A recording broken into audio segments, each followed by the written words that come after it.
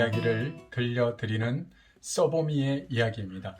오늘 제가 여러분들께 들려드릴 이야기는요, 설득의 심리학이라는 책입니다. 네, 두 번째 나왔던 설득의 심리학이라는 책인데요, 저자는 로버트 치알딘이라는 사람이 썼고요, 출판사는 21세기 북스에서 나온 그러한 책입니다. 이 책에 보면 2000년 영국에 아주 심각한 그 위기의 상황이 펼쳐진 것이 예가 나오고 있습니다.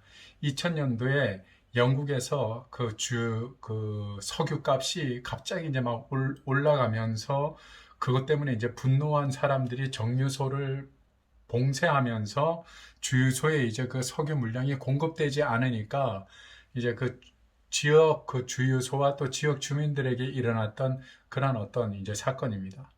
그 석유의 부족 때문에 사람들이 이제 자동차에 기름은 넣어야 되죠. 그러니까 기름은 또 파는 데가 없죠. 그러니까 많은 이제 사람들이 어려움을 당하고 있었습니다.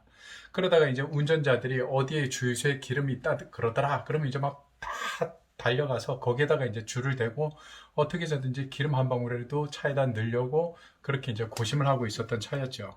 그런데 이러한 이 그 석유가 없어가지고 아주 최고의 위기가 이제 고조되어져 있을 때 그때 그 귀한 석유를 확보했다고 알려진 주유소가 한 군데가 생겨나기 시작을 했습니다.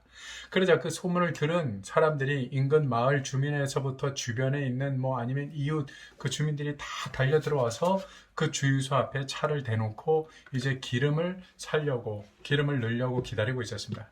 근데 그 주유소 사장이 가만히 보니까 자기네 주유소 앞에 차들이 막 엄청나게 이제 줄을 서 있는 거거든요. 그러니까 야, 이번이 완전히 내가 떼돈을 벌 수 있는 기회구나 생각을 하고 이 사장이 어떻게 이야기를 하냐면 그 평소보다도 기름값을 올려버린 겁니다.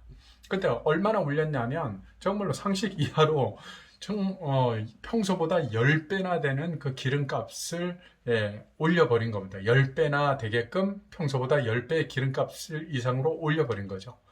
그렇게 올리고 나니까 사람들이 거기에 대해서 막 화를 내기도 하고 분노하기도 하고 어떻게 저럴 수가 있냐 저 사람이 그렇게 말은 했지만 실제로 사람들이 그 가격에도 늘 수밖에 없었다는 거예요. 왜냐하면 너무 어려운 상황이고 또 급하게 사용을 해야 됐기 때문에 그 사장이 기름값을 10배나 뻥튀기 해서 올려놓은 상황이지만 울며 겨자 먹기로 급한 대로 이제 조금씩 넣으면서 가서 그 주유소에서 그냥 기름을 넣었다라는 겁니다.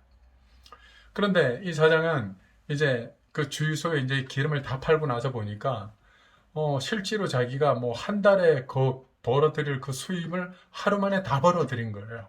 그러니까 뭐 기분이 얼마나 좋았겠습니까?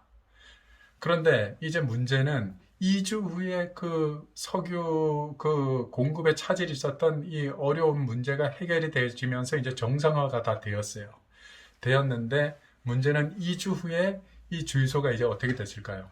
난리가 난 겁니다. 왜냐?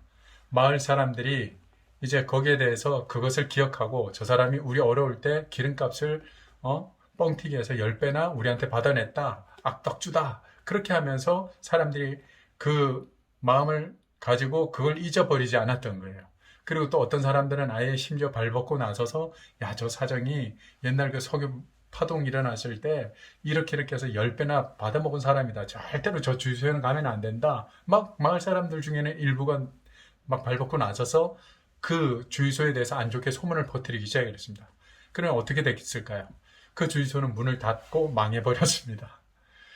그러면서 그 책에서 저자는 이런 이야기를 합니다. 만약에 이 사장이 순간에 이익에 눈이 멀어서 욕심을 부리지 말고 그 당시에 좀 더 지혜롭게 판매 전략을 세웠으면 오히려 장기적으로 훨씬 더 이 사람에게는 이익이 됐을 거다라고 그렇게 이야기를 합니다.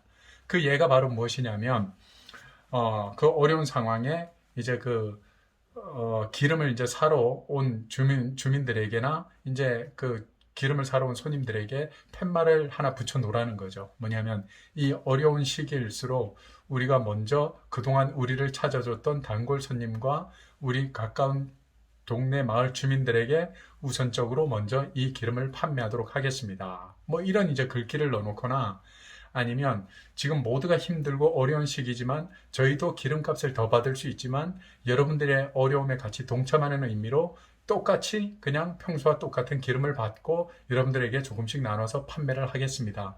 라고 이렇게 판매 전략을 세워서 그렇게 주민들에게 그렇게 다가갔다면 이 사람은 장기적으로 봤을 때 이 주유소는 계속 이어지고 또 많은 신뢰를 얻었기 때문에 오래 갔을 거라고 그렇게 이야기를 하는 대목을 보게 되어졌습니다.